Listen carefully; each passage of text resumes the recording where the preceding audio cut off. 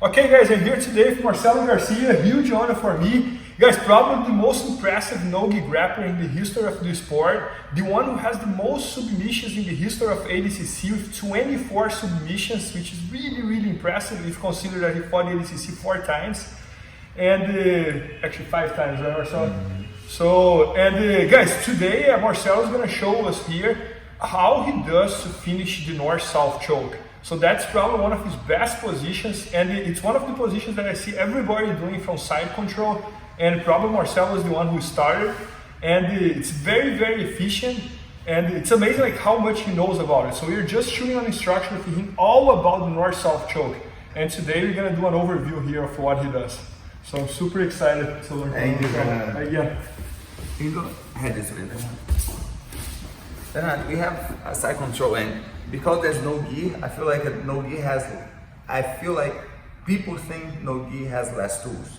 So you don't have the grip, you don't have the lapel, you don't have like the cross choke, you don't have much. But I believe like just the person has an arm, has a neck, you have an option, you have a submission. And a lot of the time you get like on the side control, and then the other person also, he doesn't want to move, he doesn't want to risk, he doesn't want to like give this arm. He doesn't want to like push me back. He doesn't want to turn the back to me. So a lot of people, they really hide themselves, and then the other person on top feels like they don't have option. But people don't realize, but the north-south is right here. And even if you protect your neck, Bernardo, you cannot stay here like more than 20 seconds. Your neck is going to cramp everything. Right. So soon your neck is going to start going down. Yep. So your neck is exposed. I don't need a lapel. I don't need any other choke. But I know like as soon your neck is going to be exposed. And once your neck gets exposed, all I need is just to wrap my arm over. Obviously, there's a lot of details that we can go over, but most like I just need to wrap my arm. The same way how we do the sit up. The same way how we do the rear neck choke. You do the rear neck choke. I'm just like. But the only difference, like instead of pull you close, I pull from behind. I pull from over. You know, it's not just like pull on the rear neck choke.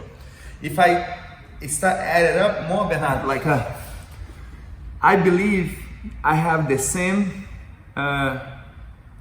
high percentage of submission in the north-south choke like in the rear neck choke.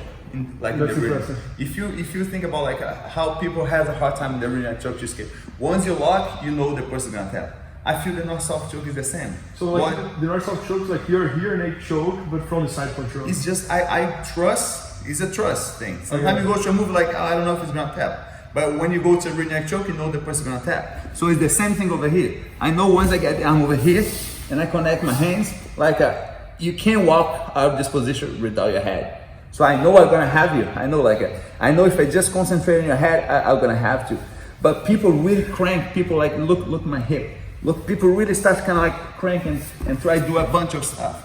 So what I'm trying to do is just concentrate because I know I have your neck. So I just concentrate on your neck and I just squeeze over there. And one thing that people don't realize, like I don't need to put 100% of my energy. I just need to make sure like I stay there. I just need to make sure like you don't break the position. So if you have your hands over here, I take your hands out a little bit, and I don't even need to use my hand because my hand is gonna be busy getting ready for set up the choke. But I use my chest to drop your arm a little bit far from your neck. I put a little bit of, I don't have a grip. So I put just a little bit of weight on your arm so your elbow gets close to the ground. Once your elbow is close to the ground, your hand is far from your neck. You'll not protect your neck like this anymore. So I push this, put the weight over there. Now I have a whole setup just to go there.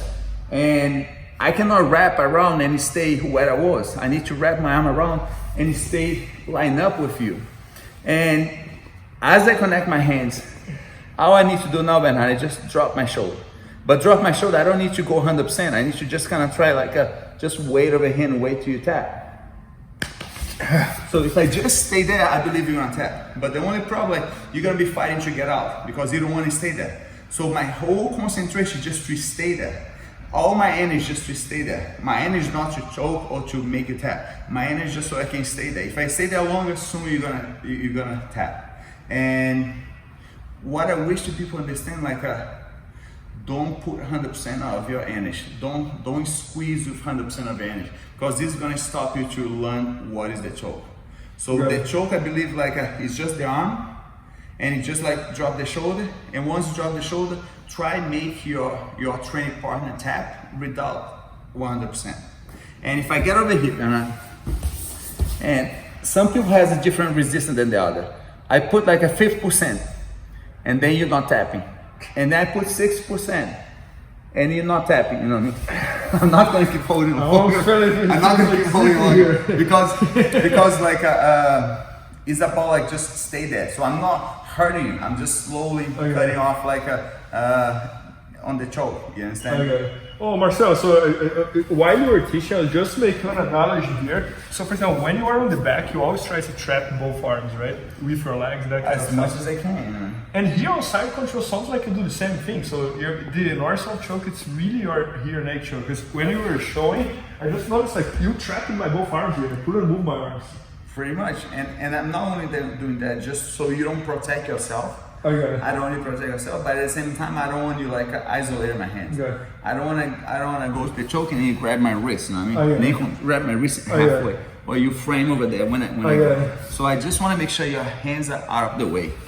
So check this out, guys. My both arms are trapped here. I can't move my both arms, so I can't protect my neck. And Bernardo, there's no gi. If I stay here like 2-3 more seconds, you're gonna get out. I got it. But all I need to do, like drop your hands and go to the choke. Drop your hands and go to the choke. So if you don't realize your guard drop, and you wait a little longer, the arm is gonna be around your neck. You understand? And on the other side, I get one hand and second hand just go underneath. You can switch side. So if I go there. The other thing that I only have to do is connect the other hand underneath and just drop that. And I just hold it. Yeah, and a question that I always see people asking regarding north-south choke, like the choke hand goes palm down, right? Yes. And then the other hand goes palm up. Yes. Bernardo, let me just tell like a quick story. Like I don't know if people know. I don't think nobody never taught this move. But I like to give a credit for whoever give me the idea of to have something. And I was in a trial and I saw Damian Maia, who is a really close friend of mine, doing this move when I was just watching from outside.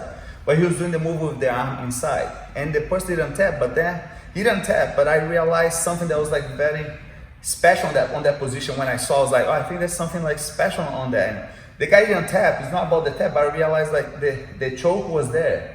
Maybe the guy was just defending. I couldn't see why the guy didn't tap.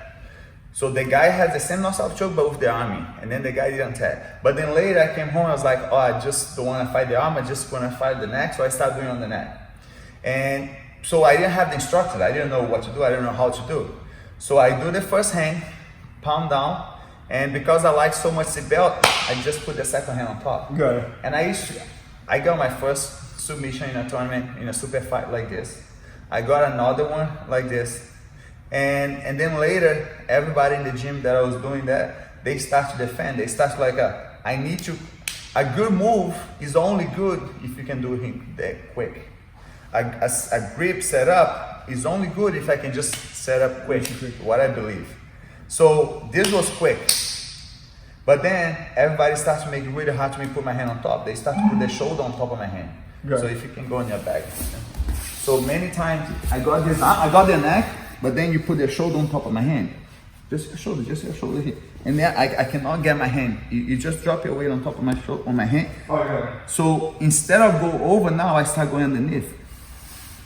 So I basically I change a move that I didn't know how to do, but I realized oh, this is not working. So I start going underneath. With your hand underneath? Yes. Because once you put your shoulder on top of my hand, you put your shoulder, not even know you put your shoulder sometimes, because the person is driving to get back or to try to recover, they start with their shoulder higher, so my hand wasn't able to fit on top. I got it. But with my hand on the board, I was able to kind of almost lift, and then my hand underneath, you know what I mean? I got it.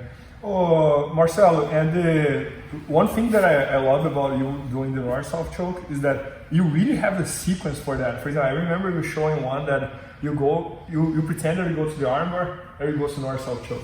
Then there's another one that you put in your bed, and it goes to north-south choke. Then there is the other one that you are already in the north-south, and it goes to north-south choke. So In the same way that I see your butterfly guard, that you have all this sequence of moves that you combine one with the others, and you do the same in the side control, right? Bernard, I truly believe on that. I believe like the move is gonna work if it's an easy move, a move that you can do over and over anytime as soon as you need, and a move that comes from another move, a move that connect to another move, a move that is easy to like apply from another move, so it needs to have the connection. And I believe like what you said before about like all the submission that I have, all the success that I have in ADCC, in Jiu-Jitsu, is only because the moves, the sequence that I make, they match it, you know. And they match because if I wanna beat someone just with my weight, if I wanna beat someone just with my athletics, I don't have that, you know. Okay. And when I say I don't have, like maybe I have it against someone smaller than me. Okay. Maybe if I wanna just kind of like crush and just kind of use my weight and just push it. Okay, I beat maybe somebody smaller than me, but if I try crush and just use my weight against somebody bigger than me, it's not gonna work. So the move has to work like because there is a fundamental, you know what I mean? There's a principle, and everything has to have a little bit of like a illusion, and don't let the guy knows exactly what you're gonna do. Okay. Like one thing, Bernardo, that I like I mentioned like why the move works so well. Like the same way how like I go to the choke, you can defend the choke. You can kind of like suspect that the choke's coming. And if I get hit, Bernardo, the neck was open, but if you close, as soon that I just close the chin, and then I land right on your face, I can feel like strong, and I was like, okay, I'm just gonna squeeze his face and hope he kind of give up, you know what I mean? But at the same time, if you feel strong too, you're gonna take my squeeze and like, oh, I squeeze your mouth, I squeeze your face, but you don't tap. So what I do, because I need a submission, I don't need kind of like muscle, and I don't think I can muscle if you're bigger, stronger than me. So what I feel like is like, if I land over here and then you tuck in, the first thing I do, Bernardo, I let go. And as soon as I let go, the person has a sense of like, okay, he give up, and then and I come back. You know? Oh, that's amazing. So if I get over here and then you give up, I give up, and then I go back. Man, right? that's amazing. So you trick the person. I feel like it has to have a little bit of like a surprise, you know. Oh, that was amazing. So I go to the choke. If you caught me, if you're like, oh, I see you, I know you looking for the choke. As soon as I get there, I give up. You know? Okay. But I give up so you can kind of feel like a sense of like, okay, I'm safe, and then I go back right away. I don't even see. I can't see. I cannot look back. Okay, I think he's open. But I have that automatic, like I go to choke, and I feel like, oh, he got me. He knows I was going to. But I release, and then I come back right away. Okay. Most of the time, the person is probably, he's kind of feel like, okay, I escaped. I defend the first choke, but then when you come back, the neck is open. You know? Okay. Oh, Marcelinho, so just like a recap here. So probably like the north-south choke existed before with the one arm in, but you were pretty much the one who developed like without arm in, right?